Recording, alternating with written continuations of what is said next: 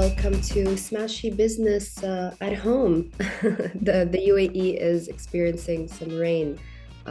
So good morning from home. Again, I'm Lubna Hamdan. And I'm Farah Bashir joining Lubna from home as well. Nice. You know, I really like the setup, Farah. I'm not gonna lie. Kind of Actually, like this is my room. This is my room. Last time when we did it from home, it was from the kitchen.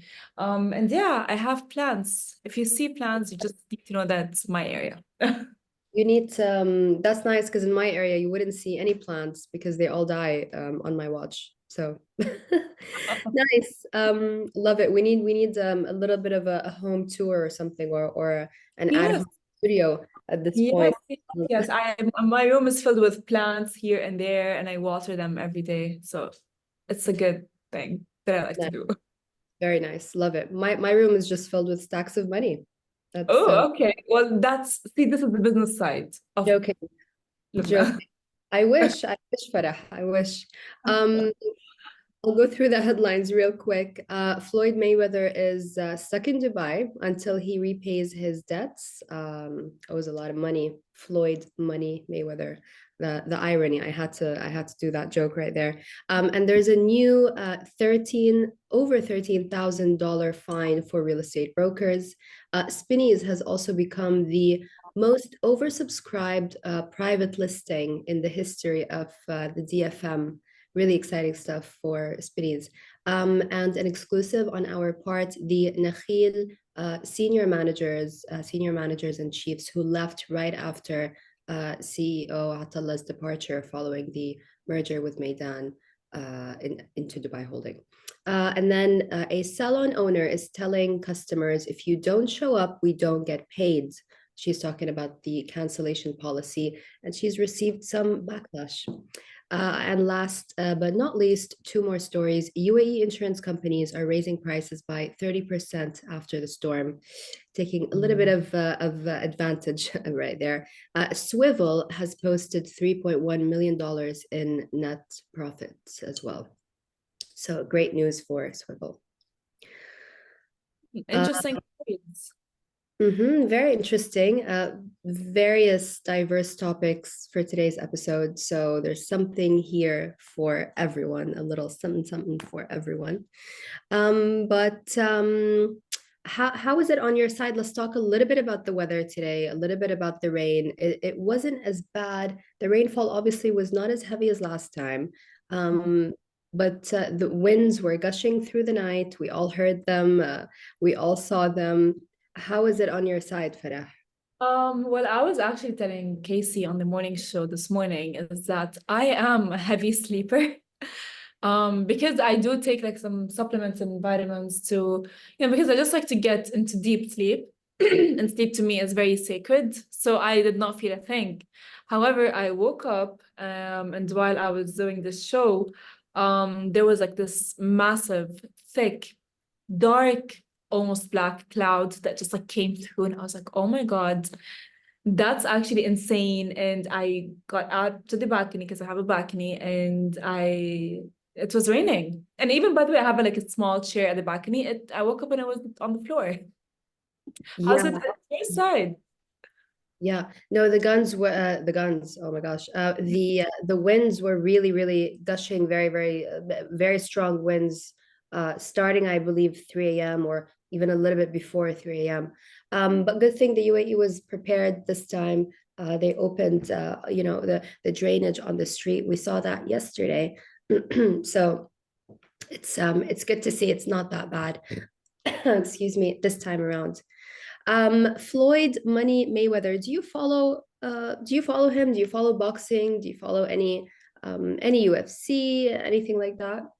To be honest with you, no, I don't. But I'm aware of him. I'm aware of, of his boxing career. I mean, how Because can you not be aware of him? He is everywhere, isn't he? he is, exactly. I mean, I do know him and so on, but I do not follow, honestly, I don't follow him.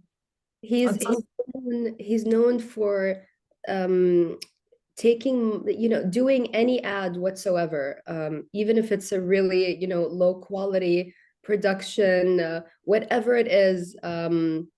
Mayweather will do it, whatever it is. There are these really, really funny ads that he posts on his Instagram. He's just all about volume, all about quantity, and definitely not quality. But there are these really, really funny, extremely random ads on his Instagram. Um, it's funny. So, what is not funny, however, is that he's stuck in Dubai. Apparently, he owes people in Dubai and Saudi Arabia a lot of money. That's according to Gervonta Tank Davis, who's his they were once friends, but also rivals now. So they kind of keep going back and forth. So Tank claimed in a video and on his social media that Mayweather owes people in Dubai and Saudi Arabia money. He claimed in several posts that Mayweather is unable to leave. He's got a lot of outstanding payments to make, which led the authorities to step up and basically, allegedly, he claims to put a travel ban on him. Having a travel ban is not fun. I will tell you that. And that's all I will say. But Mayweather has been posting that he's in Dubai. That's why fans are believing Tank. Mayweather has been posting on his Instagram that he's been in Dubai since the beginning of April. So it's probably true. Actually, I think because of course, there is no doubt that Floyd is a public figure. Let's say he's a public figure. He is, as you said, he's a boxer, and he must have like like some kind of like a fan base and so on. And I feel like personally that when celebrities or public figures get into the public figure community, there is an image that they need to persevere in a way. And so they start, like, of course, not everyone can afford a lot of things. And what happens is, in order to keep the image going, he just like had like, I don't know, borrowed money from people, and then later on could not pay his debt. Whether it's like a credit card or whether it's from people or specific people for like businessmen. And then like when it gets like a point where he probably couldn't pay them back. So that's what I'm expecting, honestly, because that's what I can imagine is that as a public figure, it's a very hard life to keep up with the fashion, the lifestyle, and the list goes on and on. You know what I mean? He certainly doesn't skimp on his outfits or his jewelry or his Yes. his Yes. art like that. So hey, you know what? Good luck, Floyd, money, Mayweather. Good luck to you. But you know what? I'll say one thing. Dubai is not a bad place to get stuck in. Uh, Rira is cracking down on brokers yet again, this time for off-plan projects. So the fine is 13.6, so $13,600, according to a recent update from the real estate regulatory agency. Brokers can no longer advertise specific units within an off-plan project. This is what we were talking about coincidentally the other day when I told you a lot of people have been screwed over by off-plan projects because they go and they see, excuse me, the model unit, and then when the project is actually delivered, it certainly does not look the same. So brokers can now either get a specific advertising NOC, no objection certificate with details from the developer, obtain a unit level permit from DLD, the Dubai Land Department, or ensure all advertisement details precisely match the unit information on the DLD permit. It's really great to see Rira and DLD do this. Rira is obviously part of the Dubai Land Department. Failing to comply with these new regulations will be costly. As we mentioned, brokers caught advertising individual units within a project face hefty fines of up to, in dirhams, it would be 50,000, and also a potential suspension of up to 3 months. And that is honestly the smartest thing that can be done, because when, let's say, as an investor, I want to invest in something that is not developed yet, it's still, under the process, and then I get kind of like scammed. because I figured out that none of the things that has been mentioned in the description prior to me buying the property is later on not true. That is itself like I literally got scammed, right? Mhm. So I feel like honestly like the penalty and the consequences are fair, and it's Look good that look at you. You've gone from uh what we were gossiping about something yesterday. We spoke about everything from, dating apps to influencers, and now you're calling yourself an investor. I love it.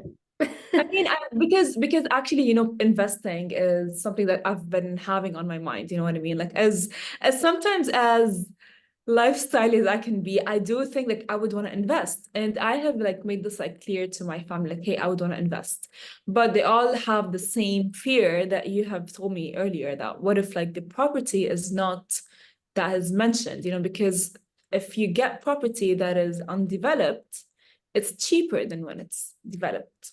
Sure, sure. But Rira is cracking down, so who knows? I mean, these rules are great. The brokers were doing a lot of these. I wouldn't call them scams. It's not exactly a scam, but advertising units on Property Finder, Bayut, that are no longer there, or playing with the pricing, putting up images that don't actually match the property at That's all. So, but no, when it comes to investment, I mean, I'm absolutely serious. Everyone should look into investing, be it property, be it whatever it is. So, I love that, Farah. I love that for you, true. honestly. Growth.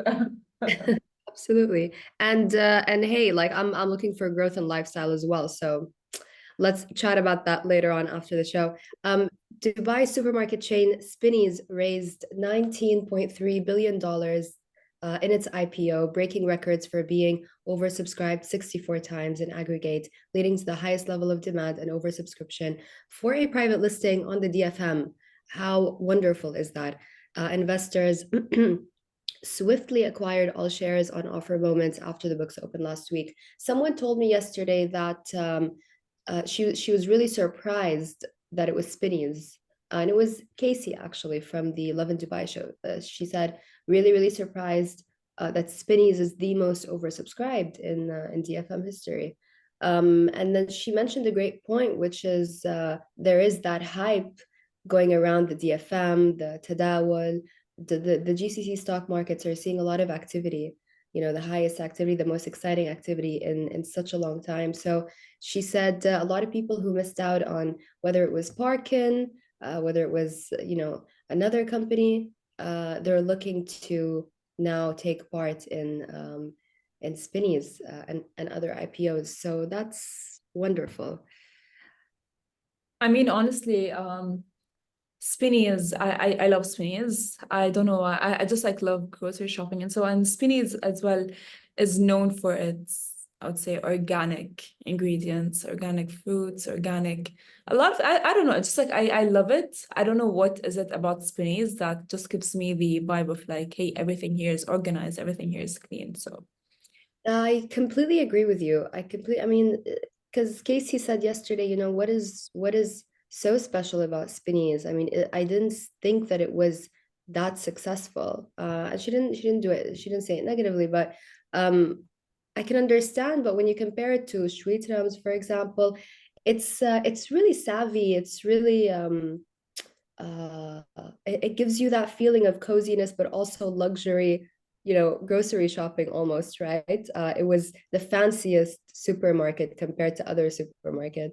that is We true. had Fine there back in the day. That was lovely as well. Then it shut down. Actually, we need to look into that. I don't know whatever happened to Fine Fair.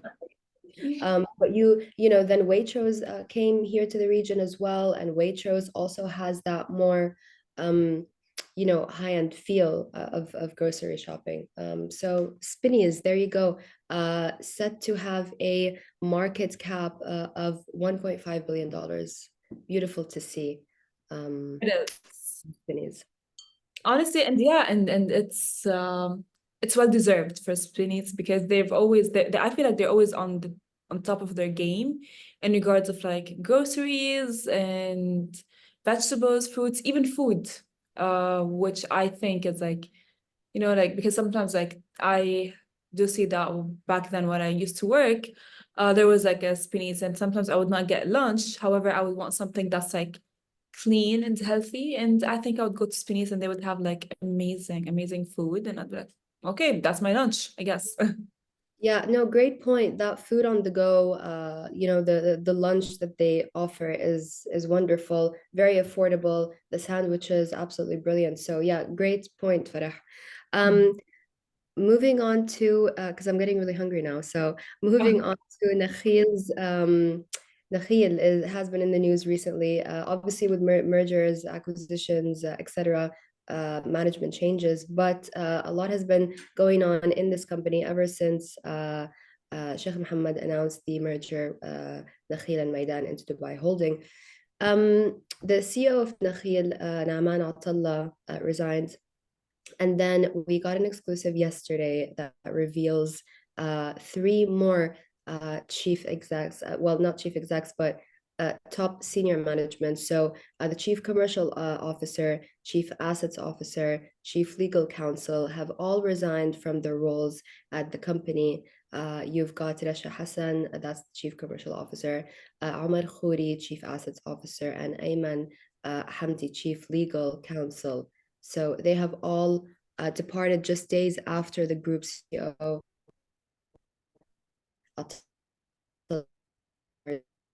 resigned. Moreover, Emirati Mohammed, he has worked on several of the companies, most prominent projects, the Jumeirah Islands, Jabal Ali Village, Jumeirah Park, and Dubai Islands. But apparently Rashid Rashid wants to retire, so not so much the it's it's it's time for him, I guess. It's time. I think honestly, So that is it for yeah, go ahead, go ahead. oh yeah, sorry, but it was kind of like lagging. So I thought that you just like went quiet. But yeah, just continue. Yeah, I'm so sorry for cutting you off. It just like No, lagged. no, no worries. No worries, no worries. I think it was lagging. Yeah, there is some gossip about Nakhil, but overall, I think it's going to be really exciting to see what happens here. Maidan have some amazing properties. We were talking about that the other day. Nakhil also, the Nakhil Mall, just West Beach also, uh, brilliant stuff from Nakhil. Atallah was credited with a lot of that. So sad to see him go, but looking forward to that. And let's see if we can get you some, if not all, of the gossip. Not all of it, but maybe a little glimpse into that. Moving on to something very interesting. I think you're gonna like this topic, Farah, because it has to do with consumers, and I personally love this topic. Also, if you don't show up, we don't get paid. That's according to a salon owner of Headcase Salon. She said consumers shouldn't cancel last minute, and she's telling them that we won't, people at the company won't get paid their salaries. Do you think that's fair? Because she is getting backlash in the comment section online.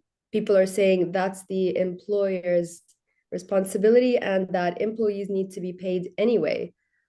I agree. I mean honestly that I don't agree with the fact that what if let's say the consumer does not come or show up to their appointment that they should not get paid. It's like it doesn't make sense at all and it's kind of like unfair because like I feel like if a person is physically there at their job, whether whether they're waiting for a customer to come in or the consumer who booked an appointment to come in, they should Mhm. get paid if they're physically at their job. Absolutely. That's what a lot of people said in the comments. I will read some of the comments under the post. Someone said, "Why would you put the burden on staff for cancellations? Also, I don't think it's fair to compare your earnings or the lack of it to staff. It's the enterprise's responsibility to ensure no or low cancellation." And then someone else said, such clients who cancel can be tagged in the system. So simply just apologize from such people for future bookings. So don't let them book Again, someone else said, good luck. It's been tried in many areas before and never worked. Oh, sorry, I forgot to mention. She wants to charge customers who cancel 50% of the cost of the appointment for whatever service that they booked. Who I mean, hurt you? I do understand, and restaurants were doing this for a while, right? You had to pay when you booked. They were doing that before Corona, then during, like, after Corona, or kind of during Corona, when it was the country was half open, half closed, we had the curfew, etc. They were doing that also because a lot of people were canceling, they needed the money. I do understand, but again, there are different solutions. I just don't think consumers are gonna pay that, 50%. They're just gonna stop going there. So this guy is saying, and I agree with him, he said, good luck, it's been tried in many areas before and never worked. He has a point, like F&B I just mentioned. He said, you just lost many customers who would show up, but I don't respect such policies, he said. Look, I feel I've heard this before several times that but from a business perspective, the customer is always right, you know. And let's say it's different from like F&B to, I don't know, beauty and salons. Because like when you are, or during COVID, when you would book a table for, let's say, three or two people, you're taking the space of someone who actually wanted to come. And with COVID, they were practicing like, like some distance, Mm, which is like fair enough to have them, I don't know, pay a certain amount of money if they cancel. mhm. But for like, I don't know, for salons, then I think that's like kind of like unfair.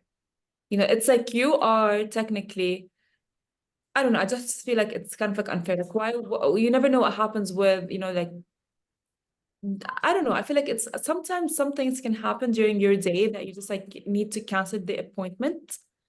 And Yeah, you have a point. Definitely things happen. And she says in the video, she says, we understand that things happen, emergencies happen, but we have a business to run, she's saying. Um, Someone commented something, and they said, this is how a lot of businesses work, because what the salon owner is saying basically is that the staff work with commission, right? And commission, so that's why she's putting more of the responsibility on the customer not to cancel. So this person is saying this is how a lot of businesses work. The staff can actually make more this way too. Gyms do this with PTs, personal trainers, and other sales-based positions. This is normal practice, salary plus commission. It's actually not normal practice. It's not a great practice unless you're really, the commissions are high, you're making a lot of sales. Otherwise, sometimes, these businesses take advantage of staff, right? Because you should have a basic salary. And I know for a lot of real estate agents, for example, it is that way where you don't have a salary, you only work on commission basis, but a lot of those agents do suffer as well. So that's because of that. So no, that is true. So I don't know. I just don't agree with the fact that, what, if let's say a customer cancels, then the I don't know, staff does not yeah. get their salary. Let's see how it goes, because she is getting backlash online. So it'll be interesting to see how it goes, and maybe we can get her on the show and try to understand her point of view a little bit better.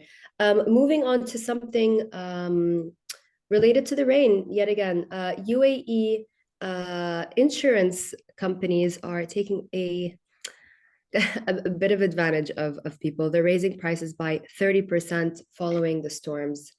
It's not great. They're raising premiums. Obviously, a lot of people's cars got ruined, people's homes got ruined. Claims are surging up to 400% for some of these companies. So a lot of people are suffering. It's just really in bad taste, isn't it? People commented, said this is the most unethical business behavior insurance companies are doing. One storm and the spike to cover their losses from other areas. Some authorities should put a clear red line on them. Someone else said, after all those years of profiting on premiums, one freak storm in 75 years, they punished their clients.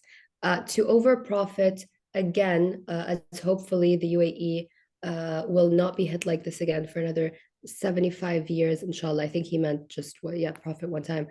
Someone else said this should be illegal. The UAE government needs to step in and regulate like they did housing rental. Mhm. I see I see their point of view, but I think business is business. You know, the moment they see that something is the demand of insurance has gotten higher after the rain that has hit on the 16th of April, right? So of Mhm. course insurance companies are going to be like, yeah, let's make use of that and just make more business and more money with that and just like increase the price. But I do see the you know, the consumer's point of view, because like why would you increase the price now for for a storm that might happen in 75 years? I mean, yeah, I mean, they just want to take advantage of the situation. Um, the tow trucks were also raised prices massively, right? Yes. What from 150 dirhams to up to 500 dirhams. Someone made a good comment. They said, greed, just charge an extra flood cover, and the ones who want will take it. But yeah, obviously, if they're gonna make more money, they're gonna. It's not surprising. It's just in bad taste because they could have made an impact, right? So that they could have, yeah, I don't know. You know what? Let's look into maybe some insurance companies are helping out some consumers. Doubt it, but let's look into that. What is that guy called? Alfred Oh my Insurance. God, yeah, he's everywhere. Let's talk to that guy. They're everywhere. So let's get someone from that company on the show. Um, last but not least, Swivel has posted 3.1 million dollars in net profit, 13% net margin, and an eightfold growth in gross profit. Um, uh, wow, Swivel. Like everyone thought that they wouldn't really make it. It's been a bumpy ride for Swivel, but how amazing to see it really thrive. So it's Egypt based. Have you been to Egypt? Did I ask you this before? Sadly, no. It is on my list of places I would want to go to, but Mhm. yeah. Have you been? I have been to Egypt several times, actually. I've been to El Guna. I went to the film festival hosted by Naguib Sawiris' brother, whose name just totally left my mind. Beautiful, beautiful place. Cairo as well, really fascinating. Um, I'm going to quickly just mention a couple of kind of bullet points about Swivel because we are soon going to run out of time. Gross profit increased more than eightfold to $4.1 million from 0.5 million in 2022. Operating profit $12.1 million compared to an operating loss of $80.2 million in 2022. Stay tuned, by the way, for speaking of losses and profit. We're going to talk about Anghami on tomorrow's show. We're going to have a story for you today. Earnings per share for Swivel, profitable growth boosted basic earnings per share from continuing operations to $0.61. They ended the year with a strong balance sheet, no debt, and an equity value that more than double of that the previous year at $5.9 million. So I'm not going to go through all of the information, but really, really good it's just a beautiful story, isn't it? Swivel and the founder put a lovely message on his. It was like a love letter to Swivel. He put it on LinkedIn and he said, you know, nobody believed in us, but we made it. And I'm getting goosebumps just thinking about that post. This is every success story. They don't believe in it, then they make it. Then they make it. Yesterday I was going through my photo gallery on my phone and I saw pictures of my office of my company, which I shut down, 971 Media House and Frankly Magazine. And I was looking at the office and I felt really nostalgic for that. So yeah, I mean, it's okay though. It's okay. And I have it on my bio, you know, it's a joke, failed entrepreneur. It's not really failure if you try, but I think I still have a lot to learn before I open my own business. And also, I wouldn't open a publishing business, I'll tell you that. I wouldn't open a media business. I can't call it publishing, but I wouldn't do it just because, it's crazy how ahead of its time Love in Dubai is. Uh, Yes. everyone was kind of criticizing it at first, but the fast news, social media news, it's the way everyone is consuming news nowadays. So it's just, yeah, it's crazy. So I wouldn't open personally a media business right now. A, because I would need the protection of thank you, Augustus Media, for the stories that I write. We're doing more positive stories, guys. Okay, and Yes. any success stories, please do come to us. But it's a tough world out there. So yeah, tough, exciting, but yeah. Would you ever want to open your own business, Farah? Oh yes. Oh yes, for sure.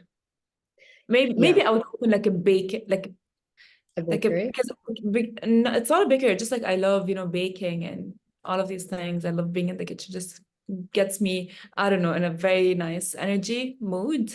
You know So yeah, the CEO of RAC TDA, RAC Tourism, Rocky Phillips, mhm. Rocky and RAC. Just thought of it now. He used to work in a lot of I think he used to work for he opened several F&B outlets, but he also loves baking. Yeah. And he opened Sugar Moo. And I remember I first interviewed him in a very small kind of office slash back kitchen somewhere in Bersha. They had just started out and they were really excited about it and really passionate about it. And it's just insane how much it's grown, Sugar Moo. It's actually one of my favorites. Really, I don't know. I've never tried it, but because like the things that I make are mainly like very healthy Mm, and they taste amazing. For example, like I have this healthy Snickers bar that is sugar free and gluten free as well. wow. Yeah, it tastes exactly like Snickers. Does And it I though? have Does it, so be honest? Does it actually taste the same? yes, yes, and I think our colleague Masa can confirm that she's tried it several times. Okay. Yes. In that case, I'll take your word for it. I was talking to my mom yesterday, and she said, "Lubna, do you like?" Well, sorry, but a few days ago, she's in Moscow now, but again, but spoke to her about. She said, "Do you like dark chocolate?" I said, "No." She said, "Why?" I said, "Because imagine you're eating chocolate, you want to eat chocolate, and you actually make the active choice of eating dark chocolate." Dark chocolate is really yummy. I can assure you that. It's how, like, for example, like it's a lot. I think we need a full on sit down, you and I can explain it all to you. Is it the bitterness? Is it what is it? No, it's how you, for example, like what I do is I like to melt some dark chocolate and I put some peanut butter with it and just like a pinch of like sea salt on top Oh, with nice. some, oh my God, it tastes amazing. I'm sensing a chocolate business for you in the future, Farah. This is turning into a cooking slash bakery. Exactly, it is.